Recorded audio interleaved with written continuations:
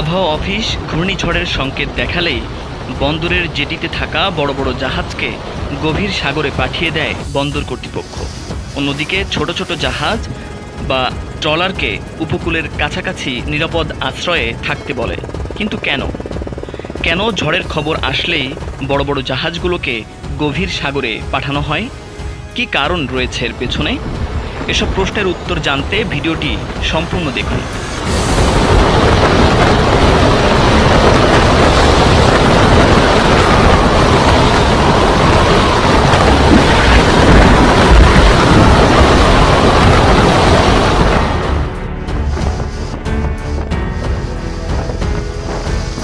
বন্ধুরা, ঝড়ে যেখানে তীরের কাছাকাছি থাকতে চায় সবাই, সেখানে বড় জাহাজগুলোকে গভীর সমুদ্রে পাঠিয়ে দেওয়া হয়।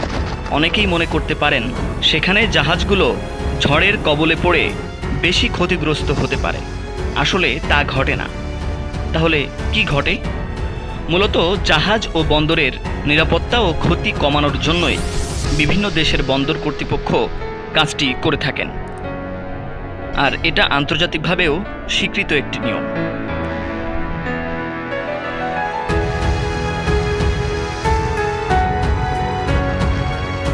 বঙ্গোপসাগর বা আরব সাগরে ঘূর্ণিঝড়ে গতিপথের অঞ্চল ছাড়া সাধারণত গভীর সমুদ্রের চাইতে তীরবর্তী অঞ্চলের পানি বেশি ঝঞ্ঝাক্ষুব্ধ হয়, অর্থাৎ বড় বড় ঢেউ তীরে আছড়ে পড়ে।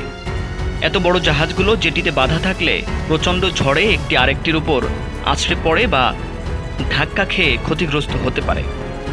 শুধু জাহাজই নয়, শক্তিশালী এই ধাক্কায় বন্দরেরও ক্ষয়ক্ষতি হতে পারে। এছাড়া বন্দরের চ্যানেলে যদি কোনো জাহাজ ডুবে যায়, তবে বন্দরে জাহাজ আসা যাওয়া বন্ধ হওয়ার আশঙ্কাও থাকে। এজন্য আন্তর্জাতিক মেরিটাইম স্ট্যান্ডার্ড অপারেটিং প্রসিডিউর বা এসওপি অনুযায়ী ল্যান্ডলক এরিয়া বা প্রাকৃতিকভাবে বেষ্টিত সুরক্ষিত নৌবন্দর না থাকলে বিশ্বের সর্বত্রই ঝড়ের সময় বড় বড় জাহাজকে গভীর সাগরে পাঠিয়ে দেওয়া হয়, আর তুলনামূলক মাঝারি ও ছোট জাহাজ ও জলযানকে তীরের কাছাকাছি থাকতে বলা হয়।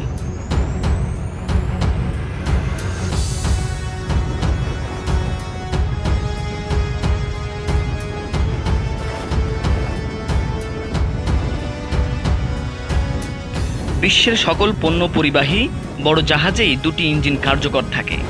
দুই ইঞ্জিন চালিয়ে অনেক বড় বড় ঢেউয়ের সঙ্গে তাল মিলিয়ে জাহাজ চলতে পারে, আর ঝড়ের সময়ে জাহাজকে একটি বিশেষ কৌশলে নির্দিষ্ট গতিতে চালিয়ে ভারসাম্য ঠিক রাখেন নাবিকরা, আর এতে ঝড়ের সময়ে বন্দরের চাইতে গভীর সমুদ্রেই নিরাপদে থাকে বড় জাহাজগুলো।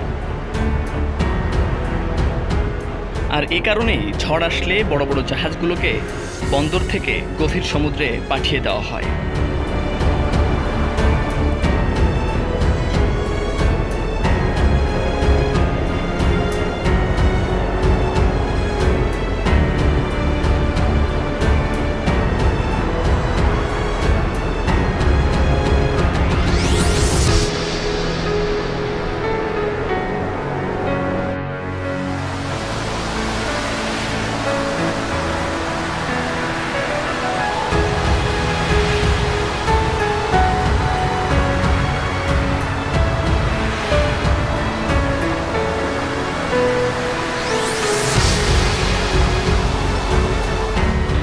বন্ধুরা, আজ এ পর্যন্ত। সামনে নতুন কোনো তথ্য এবং ভিডিও থাকছে আপনাদের জন্য।